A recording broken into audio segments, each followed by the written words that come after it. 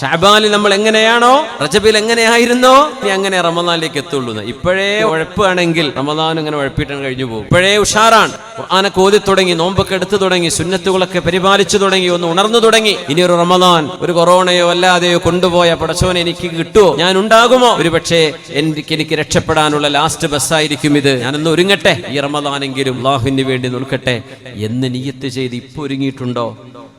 അല്ലാഹുവിനോടുള്ള സ്നേഹമാണത്.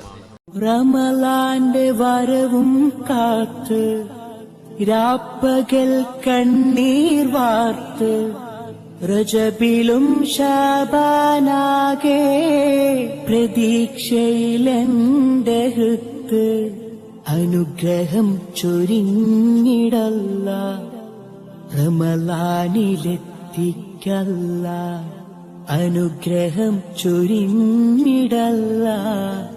റമളാന്റെ വരവും കാത്ത് രാപ്പകൽ കണ്ണീർ വാർത്ത് റജബിലും ശഅബാനാകെ പ്രതീക്ഷയിലെന്റെ ഹൃത്ത് അനുഗ്രഹം ചൊരിഞ്ഞു